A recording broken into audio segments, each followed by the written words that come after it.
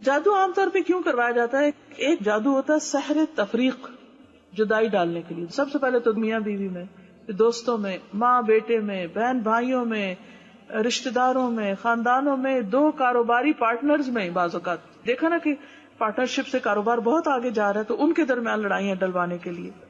اسی طرح سحر محبت، کسی کے دل میں اپنی محبت ڈالنے کے لیے، مثلا کسی عورت کے لیے، مرد کے لیے، کسی بھی شخص کے.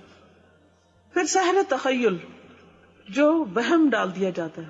کئی لوگ آپ نے دیکھا ہوگا ہاتھ دھوئے ہی چلے جاتے ہیں، ان کو لگتا ہی نہیں کبھی وہ پاک ہوئے ہیں، وہ وضو ہی کرے چلے جاتے ہیں. نہاتے ہیں تو گھنٹوں نہاتے رہتے ہیں، واش روم سے نہیں باہر نکلتے. تو باتھ روم جو ہے یا ٹوائلٹ جو ہے انتہائی گندی جگہ ہے، اس میں انسان کو بس ضرورت کا ہی ٹائم لگانا چاہیے اور فوراً باہر آنا چاہیے.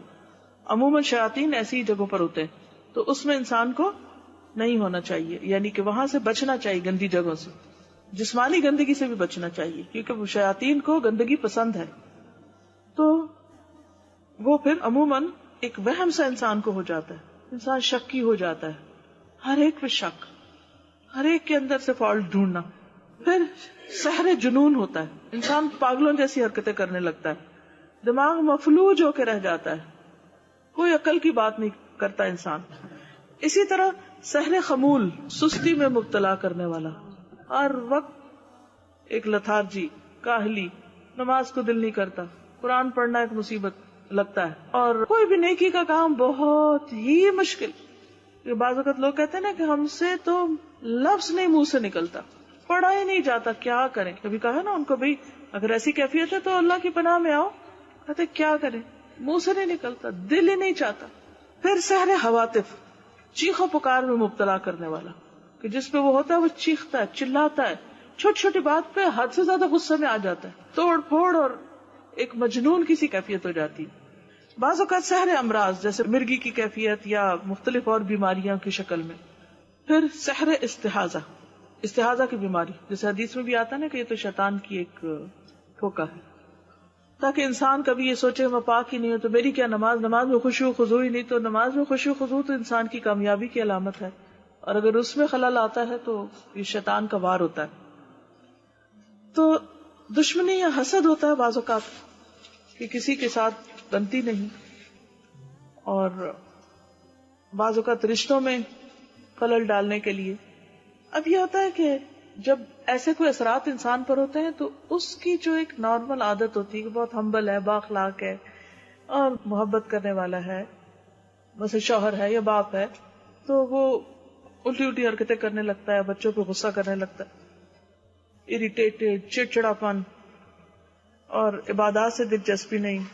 بعضوں کا جسم کے کسی خاص حصے میں درد شروع ہو جاتا ہے بلا وجہ، سارے ٹیسٹ کرائے جاتے ہیں، میڈیکلی کوئی ریزن نظر نہیں آتی، سمجھ ہی نہیں آتی.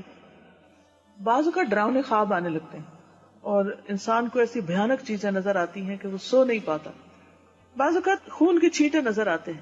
کبھی طے شدہ کپڑوں کو کاٹا جاتا ہے، اس میں کٹ کے نشان ہوتے ہیں، جیسے مثلا قمیض طے کر کے رکھی تو جو ہارٹ کی جگہ ہے اس کے اوپر جیسے کسی نے یوں لگتا ہے جیسے کسی نے چھری مار کے یا کوئی کینچی کی نوک مار کے اس جگہ کو کاٹا ہے.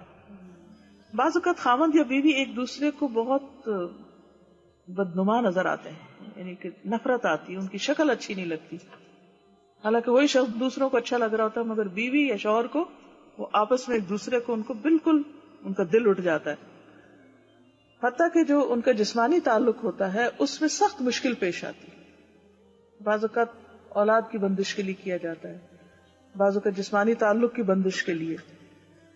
تو یہ ساری چیزیں علامات ہوتی ہیں جو نظر آنے لگتی ہیں. لیکن بعض اوقات بیماریاں بھی ہوتی ہیں، ویسے اثرات نہیں بھی ہو سکتے، لیکن اگر پہلے انسان نارمل ہو اور یک یہ تبدیلیاں آ جائیں تو پھر انسان ایسی چیزوں کا علاج کرے.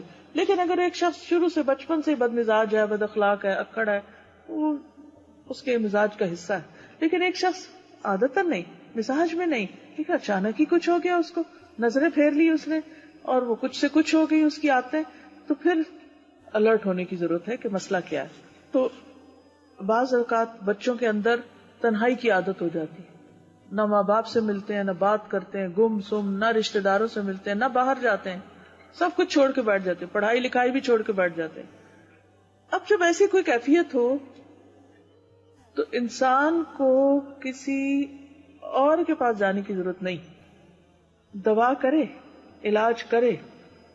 حدیث میں آتا ہے نا لِكُلِّ دَاءٍ دَوَاء، ہر بیماری کا علاج موجود ہے. یہ بالکل سچی بات ہے.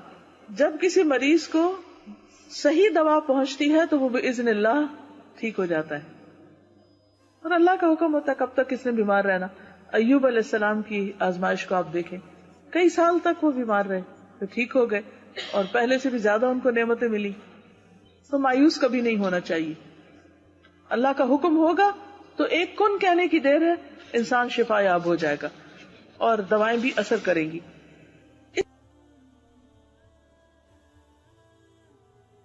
ویڈیو کے نیچے سبسکرائب کے بٹن پہ کلک کریں، بیل کے آئیکن پہ کلک کیجیے تاکہ ہر نئی ویڈیو کی نوٹیفکیشن